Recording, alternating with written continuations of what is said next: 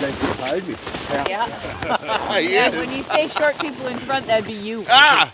Quiet. Hi, I'm Rich from Traffic Inc TV. And I'm Sandy, and we are here with the 2017 Alberta Trappers Association Trapping Family of the Year, Kevin and Joni Schaub, and their children Connor, Elizabeth, and Daphne. And it is a really cold winter day up here north of High Level where their line is, and we're out here doing some lynx and some wolverine. Yeah, we're in the very, very, very northwest corner of Alberta. If you want to look on the map, you can't get any further in the northwest corner than where we're at. At least by road. Today is ridiculous cold, tomorrow's stupid cold, and then it's going to get seriously cold after that. So stick with us. We're having a lot of fun here. Trapping is the cornerstone that Canada was built on. Brave and sometimes crazy men and women, fueled by the lucrative fur trade, explored and mapped our great nation.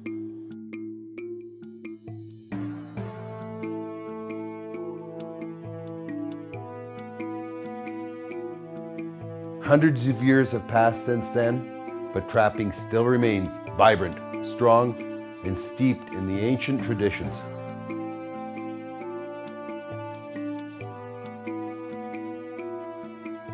The fur bearers still follow the old paths and live as dictated by thousands of years of instinct.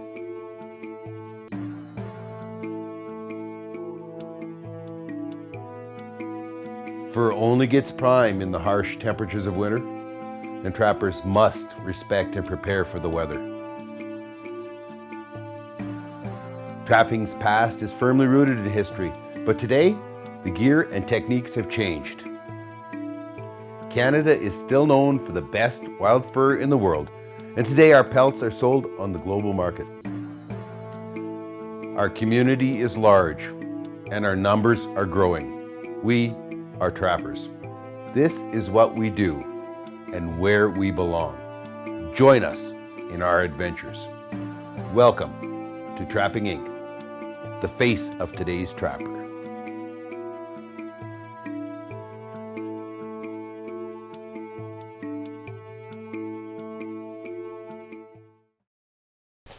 All right, well, we're on the Wolverine line today up here, Steen River.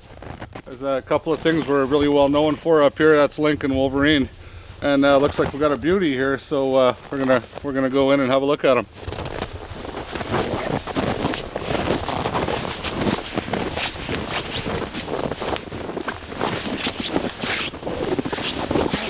Holy! Oh, Rich, it doesn't get much better than this for a big wolverine.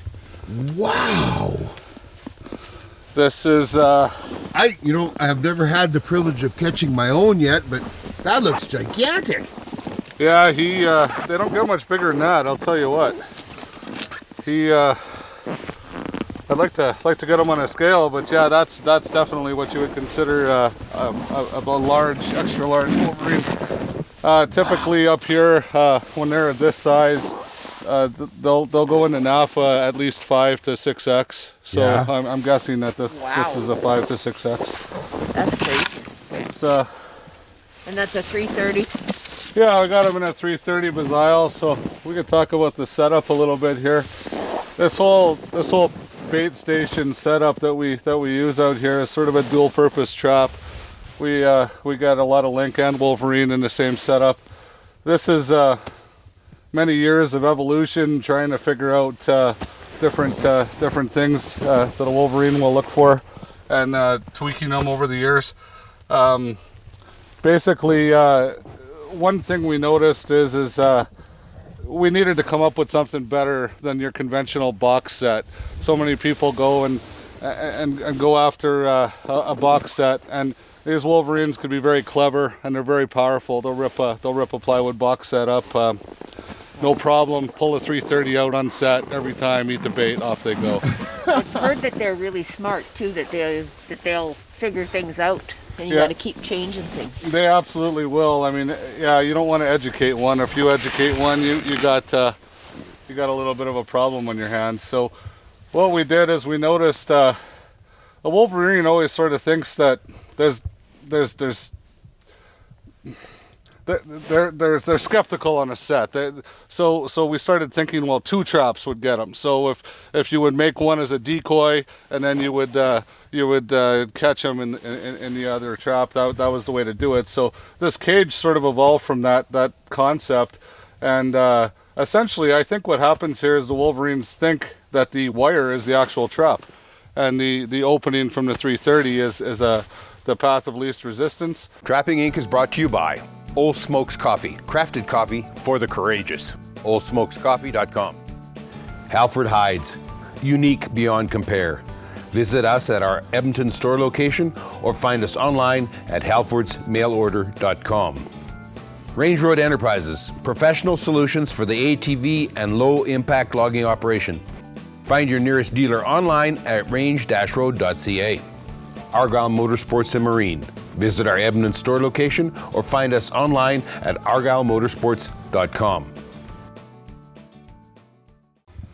Okay, so we noticed that we were going to use these cage setups. The trigger doesn't seem to bother them because the wire is made from that, and they essentially, they're thinking that, I'm guessing they're thinking that the cage is the trap, and they go right through this. So the other thing we noticed is we cannot have it closed on top. A Wolverine will never go inside anything that has a roof over it, and I don't believe either will a Link. They may, but not as a rule of thumb. So it's like a second way out. That's right. They always need a way out, right? So a Wolverine will come, they'll survey this area, and they'll assess it. Can I get out? You noticed I took them out already, but you noticed I just had a couple of twigs on the top, nothing more than, a few of those. That doesn't matter to them. They they're quite comfortable with being able to jump through that. So very important for it to be open here. You don't want to have this too closed, and you don't want to have it open or closed on the top. The other thing is you want to make your pen big enough so that a Wolverine can jump in it. He has to be comfortable to be able to jump in it. And a lot of times we catch, some of them will climb the tree, they'll jump in, they'll eat the bait, and we'll catch them on the way out. So all of these little lessons have sort of evolved from years of trial and error. That's what trappers do, though. Yeah, that's Figure right. it out. That's right. And there's so many ways to catch them, and it's whatever works for you, but, the stump sets work great up here. The problem with a stump set, in my opinion, is it's a stump set. It's a lot of work. Yeah. and you got one chance. Yeah. Whereas, I could get multiple species in this, and then it's easy to set up and it's easy to move along. So, yeah. Sandy was just asking, why don't we use milk crates? And I don't like milk crates for the simple reason that these animals are very curious, and a lot of times they'll just reach in and grab the bait, and now you caught them by the foot. And Right. they're such a majestic animal. They don't deserve that, in my opinion. I don't. Oh man. That's how big he is. I don't want to ever inflict any pain on these animals. They deserve a lot of respect, in my opinion. And that 330 would be a very quick and humane kill. Hey? Absolutely. And yesterday you noticed we only use 160s for marten boxes, and that's the reason I used the 2001-6 traps for martens only. And in the event that a Wolverine does stick his head in there, they do dispatch him cleanly. I've caught many like that. They are just hanging like a marten. No struggle at all. Look at the toenails, and can you get a good shot of the feet? Maybe not. You see how hairy the feet are? They're much like a Link, and very hard to, actually this one here might be the better one to have a look at. They're very hard to tell, especially in a little bit of snow, what they are. A lot of people can mistake them for a Link track. I really don't have a whole lot of advice over that. It's just after you've seen a lot of them, you get to, distinguish what's what. But they're a very, very, very snowshoe-like paw. This, of course, is like their fingerprint. Everyone's different, and yeah, we got some that are. They're all different, and I guess that's the exciting part about getting one. You just never know what they're going to look like. I would put this guy here at. He's well over 40 pounds. Wow. So I would say he's over 40 pounds, and that's considered pretty big. I think on record here in High Level, the biggest one is 45 pounds at the Fish and Wildlife Office, and that was caught many years ago. And now for Halford's Trapper's Tip of the Week. Okay, on today's tech tip, I am going to show you why you should always have about 6 feet of 1/4-inch rope in your pocket. 330s, 280s, 220s, whatever. They're big, they're mean, they're hard to set. How many times have you walked over to the beaver dam or your set or whatever and you've left your setter, so you got to go back and get them? You should always have one of these in your pocket, and it'll be a very easy way to get your beaver out of the trap or to do a reset. The other important thing is if you're ever caught, here's 2 ways that you can easily set a big trap like this without using a setter. Okay, come down here on the floor with me here, and I'll take and show you my 2 systems. Slide that over out of the way, slide this out over the way. Now the first one is just using your feet, and it's as simple as can be. You need to have hard dirt though. You need to have good ground. Just get it nice and solid that way. Take and step on it. Make sure that this is up on the top, just like the situation I've got it in here. Take and push down. Get it down there all the way. Switch your feet over. Boom, done. That one's pretty straightforward.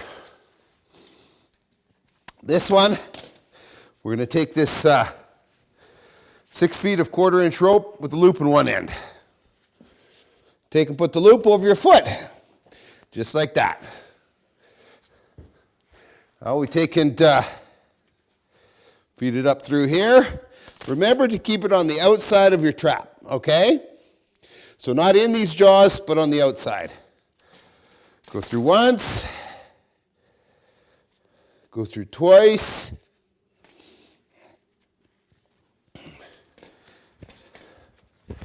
And then it's just a matter of pulling. And take and set your spring over, and away you go. It's that easy, that quick. Can save you a few miles and maybe help you get out of a trap. That was Halford's Trapper's Tip of the Week. All right, well, kilometer away from the last Wolverine, and looks like we got another one. Very typical up here. They're very social animals. A lot of times they travel in pairs, even 3s and 4s. So you know, there's a lot of studies that just finished up in the boreal forest and on the Wolverine, and there's some interesting facts that came from that. They originally thought they were very solitude animals and had huge ranges by themselves, and what we're finding in the boreal forest is they're actually very social. In fact, so social that they visit their young generations after generations. Oh, neat. They hunt together. The males supply food to the females while she's in the den. All kinds of facts that were never known about the Wolverine were discovered just to the west of here. Well, Let's go have a look at this one. wow. They are such a beautiful animal, and each one unique, like you say, right? And this is called the crown? Yeah, this is the crown here. They there's 4 different strains of DNA that they've identified to be in existence with Wolverine, and for whatever reason, all 4 of those strains do exist in this area. In this particular area. Yeah. Nobody really knows exactly why. It probably has something to do with the river systems and the way the height of land is, and it over time they interbred a little bit. So it's funny, sometimes you'll catch a Wolverine that'll be just about all black and have essentially no markings under the throat, and other times you'll catch them and they'll have a very defined crown. Now I'm not sure which strain is which, but I think the Manitoba strain is the one that has the most definite crown on them. Oh, really? So unfortunate for us, when we sell these to NAFTA, we never ever really get super select because of the crown. Really, and that's what makes them so unique. Yeah, it's all about the crown. So that's cool. But man, their feet are just So this Wolverine is probably 10 pounds smaller than the other one, and if I was to guess, this is the female. Oh, okay. So they're traveling in pairs. Yeah, they travel together a lot. Cool. We could get them out of the trap and have a look at her.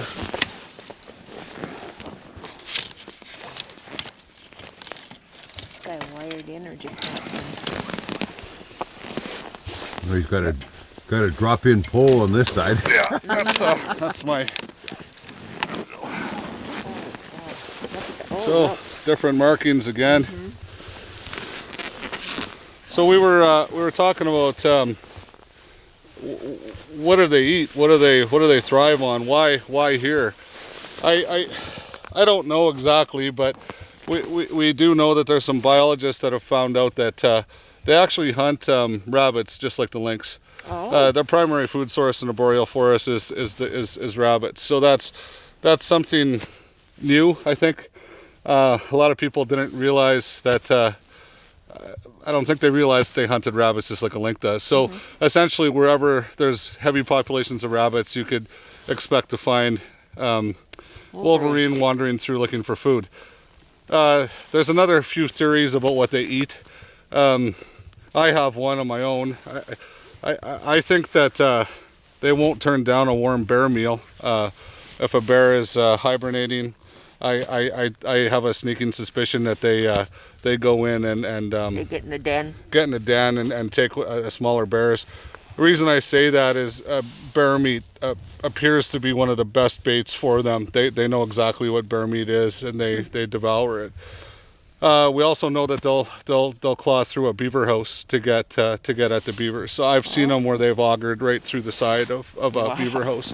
No idea how long that takes, but that's They're determined. that's commitment And right I there. see a big piece of bait there, so you want to make. They don't come for anything just small. Yeah, I found the smaller the piece of bait, the more they're leery of committing. So that's even on the small side for what I would like to see for a chunk of Wolverine. I would typically use a quarter of link, a whole entire quarter of link. That's the backbone of a link. That's the there's the liver of the link right there. So it's a good piece of bait, but the bigger the better. Yeah.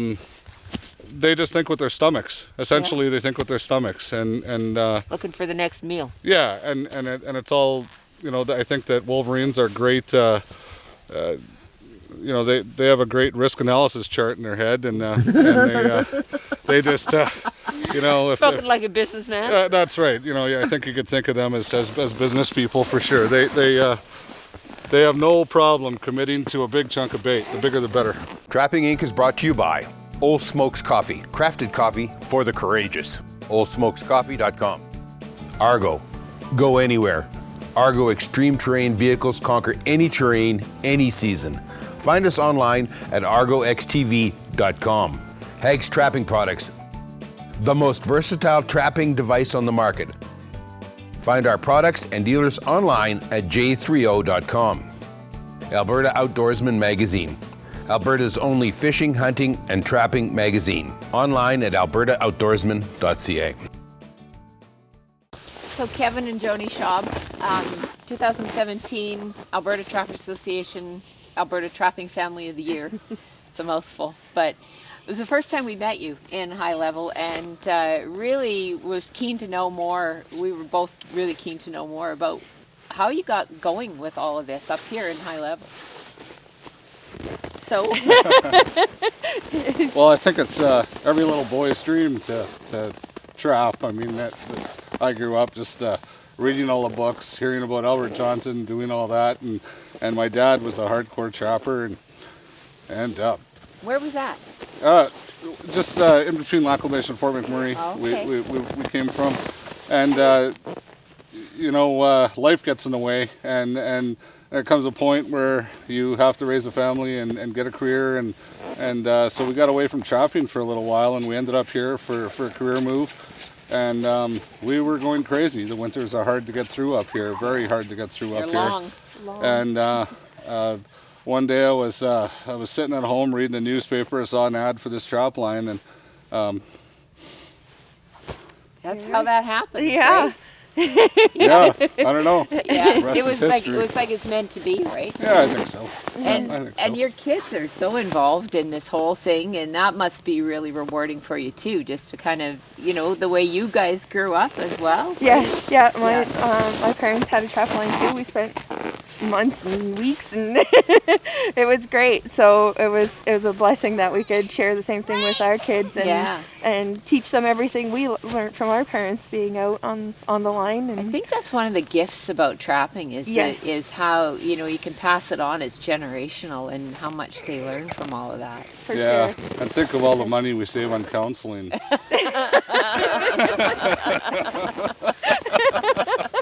Not a bad way to look at it, but you know, you come out in this, the peace and quiet, and you carry on, and it's just it's great out here. Yes. There's nothing like seeing a nice straight trail at 35 below, Yeah. wondering what's in the next trap. Yeah, exactly. Well, it's been fantastic to be here. Thank you so much for your hospitality. We really, you welcomed us, and you didn't know us hardly at all. So I think that's what the other thing about trapping is, that we're all one big family, even if we're not related.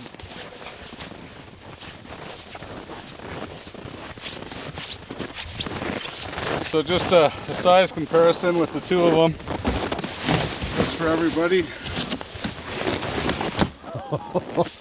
Wow. Quite a noticeable difference, I would say. Yeah. Wow.